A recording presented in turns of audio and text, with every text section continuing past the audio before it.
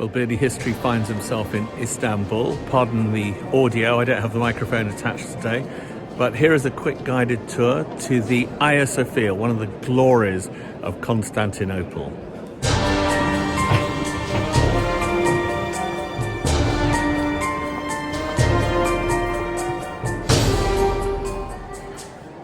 What I find incredible to think is that through those huge doors behind me there, countless Byzantine emperors and empresses processed through on their way to hear Mass inside the Hagia Sophia. I mean, just look at the scale of those doors dating back to the 500s AD.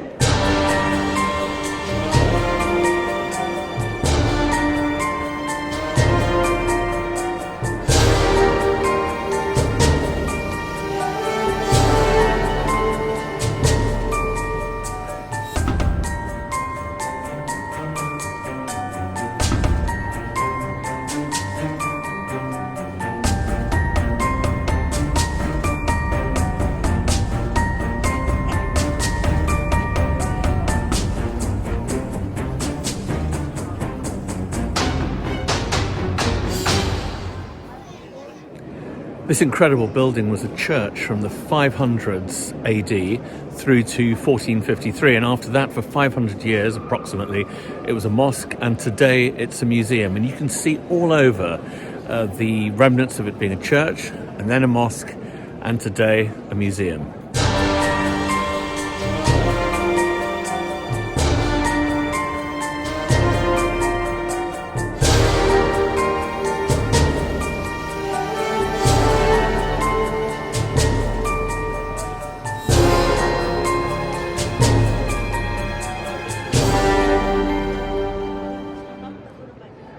One of the terrible things that the Crusaders are alleged to have done during the Fourth Crusade is to actually have crowned a whore on the throne here in the Hagia Sophia, instead of a sort of mockery of the Byzantine coronation.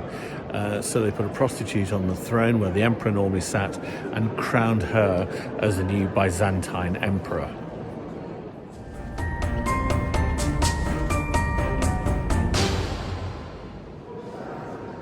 This is an odd, rather incongruous piece in the Hagia Sophia. It actually dates back to ancient Greece. It was brought by the Ottomans from Pergamon and installed here in the Hagia Sophia when it was turned into a mosque. Why they did that, I have no idea. Everywhere you go in this museum, it's just impossible to believe, given its scale, given its grandeur, given the fact it survived, that this was built so long ago, that it was built 1,500 years ago under the Roman Emperor Justinian.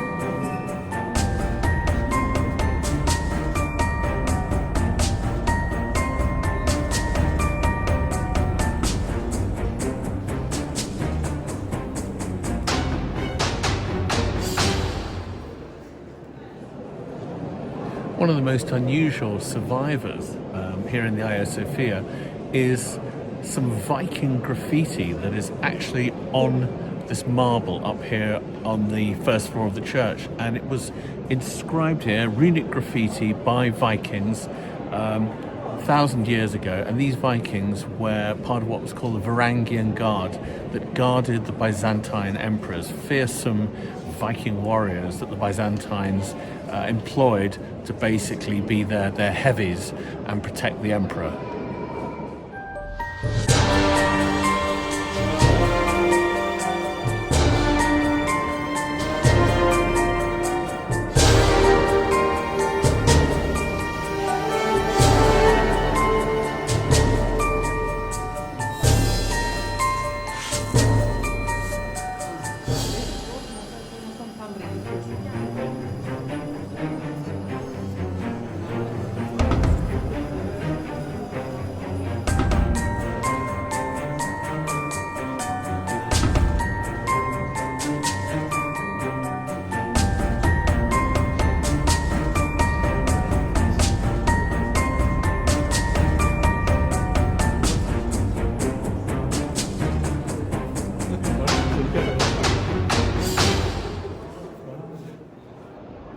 From up there, the Empress of Byzantium could watch her husband, the Emperor, ruling the empire, leading mass, but on occasions, the Empress was the ruler of Byzantium, so she may have been up there, but she was actually the top person.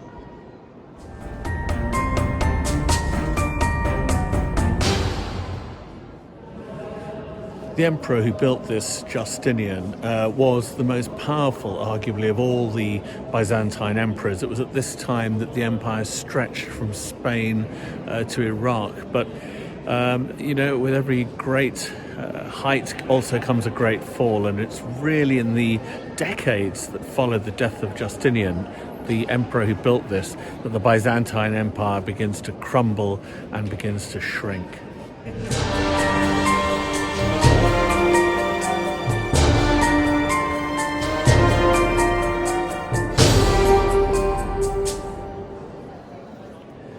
This was the great prize for the Ottomans, and when they took Constantinople in 1453, you have to imagine the pride that the Ottoman Sultan must have felt as he marched into this building and took it over, turning it from a cathedral into a mosque.